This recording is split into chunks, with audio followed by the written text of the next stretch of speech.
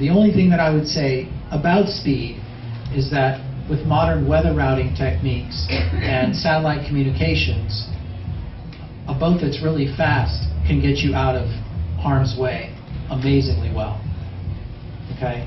It's, you know, back in the old days off Nantucket when those whaling ships came in and it was foggy, not only did they not know what was underneath them, they didn't know where they were, and they didn't know what was coming at them. The cool thing now about sailing that makes it so much safer is that when you're crossing the Atlantic Ocean, if you have an Iridium phone, you're going to hire a weather routing company to give you an 8-day routing and to call you up and give you an emergency call if something happens. Like I got stuck having to deliver a 51-foot catamaran across the Atlantic for a boat show many years ago in August. Now, who takes a catamaran from Gibraltar to the United States in August? I mean, you know you're going to hit a hurricane, right? You're going to run into trouble. But if they call you up and say, hey, there's a tropical wave forming down below you 600 miles and you need to stop and let it form and go beyond you, or you need to turn around and go in the other direction, or you need to park the boat, you just do what they tell you.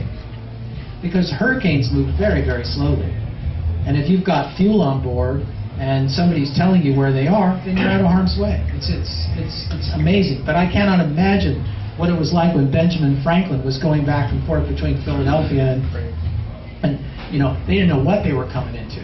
And that's scary. And that's really, because actually, when we did deliver this boat, the weather routing service said to us, well, look, there's a hurricane forming 600 miles south of you.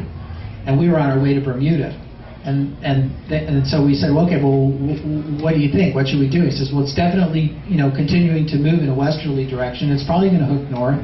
And we think you guys should park for a day until we can call you and tell you what's happening. And lo and behold, of course, it kept building, and then it went west, and then it started hooking up. And where did it end up hitting? Bermuda. It hit exactly where we were going. But we held ourselves back, and we held off about 300 miles from Bermuda. And then when it got downgraded to a tropical storm, we just decided to just sail into the remnants because it was kind of cool. But you don't have to sail into the remnants of a tropical storm if you don't want to. The clouds are amazing. I mean, how many of you been in a tropical storm or a big? Yeah, it's incredible. I mean, you look at the sky and you think the world's coming to an end. It's like some kind of apocalyptic vision from some other planet, you know.